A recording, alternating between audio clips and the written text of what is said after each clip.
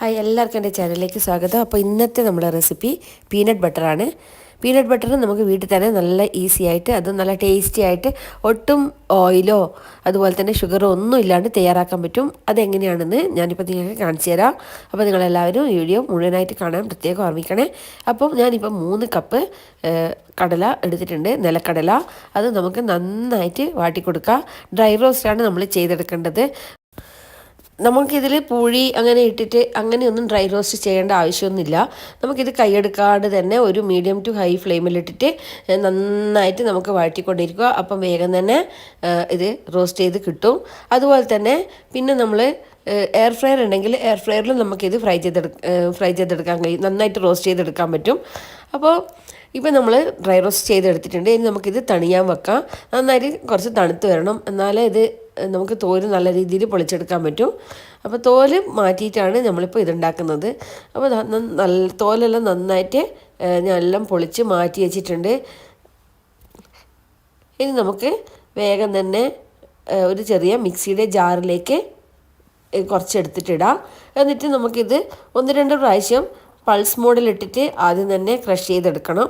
ആദ്യം പൾസ് മോഡിലിട്ട് ഒന്ന് പൊടിച്ചെടുക്കണം. അതിനുശേഷം നമുക്കിത് ഗ്രൈൻഡ് ചെയ്തെടുക്കാം. അപ്പോൾ ഗ്രൈൻഡ് ചെയ്തെടുത്തിട്ട് ഇതേപോലെ ഉണ്ടാവും. അതിനുശേഷം പിന്നെയും നമ്മൾ ഈ ഒരു പൊടിയായിട്ടല്ലേ ഇപ്പോൾ നമുക്ക് കിട്ടിയിട്ടുണ്ടാവുക, ഈ പൊടി നമ്മൾ വീണ്ടും നന്നായിട്ട് ഒന്ന് മിക്സ് ചെയ്യുക.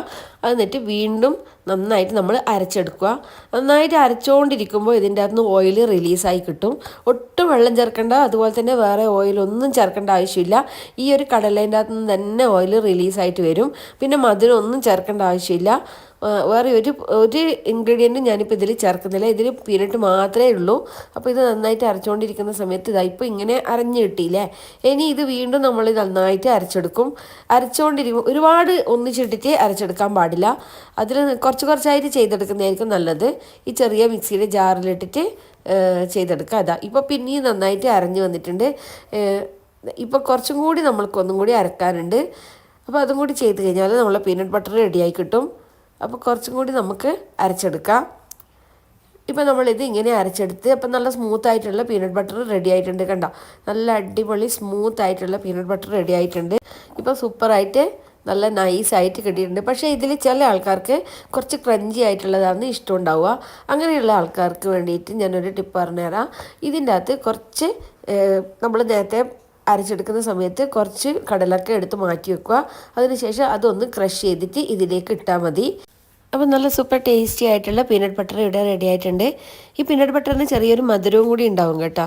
അപ്പോൾ നിങ്ങളെല്ലാവരും ഇതൊന്ന് ട്രൈ ചെയ്ത് നോക്കണം.